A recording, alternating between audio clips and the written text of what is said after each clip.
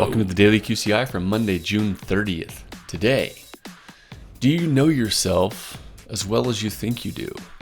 Today, we're doing kind of a quick summary of a really in-depth article by Steve Ayan from several years ago, in which he talks about knowing yourself. He describes 10 things that you don't know about yourself.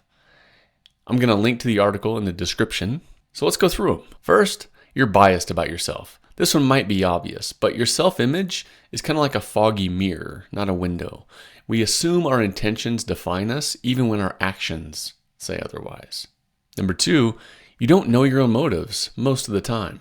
Implicit biases, logical fallacies, unconscious drivers are often more predictive of behavior than conscious self-assessments. Number 3, others may know you better. Friends can often peg your traits more accurately because they see what you miss. Your body language, your tone, your unconscious reactions to things. This is why many, if not most, of the self-assessment tests out there are best done with other people. You can get some great feedback that way. Number 4, distance yourself a bit.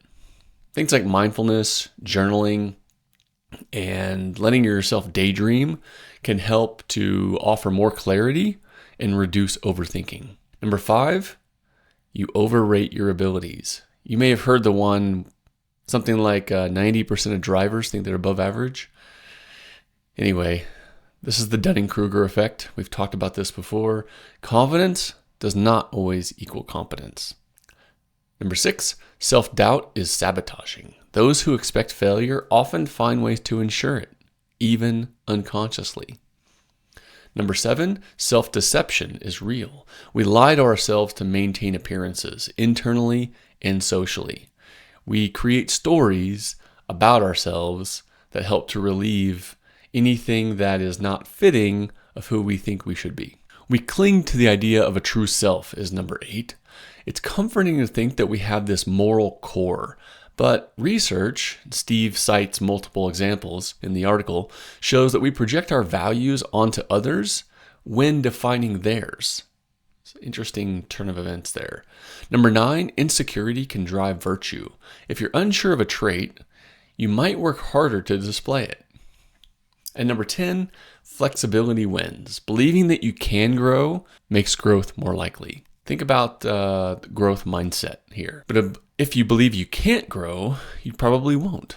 Once again, there's a link to Steve's article in the description and a link to a worksheet if you'd like to do some exercises that some are described in the article, and then I've elaborated on some of that.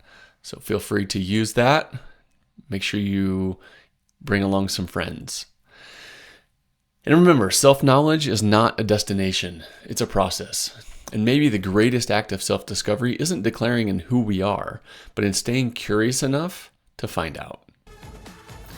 The self isn't a statue, it's a sculpture in progress. So drop the chisel of judgment and pick up the brush of awareness. Have a good Monday. I'll see you tomorrow.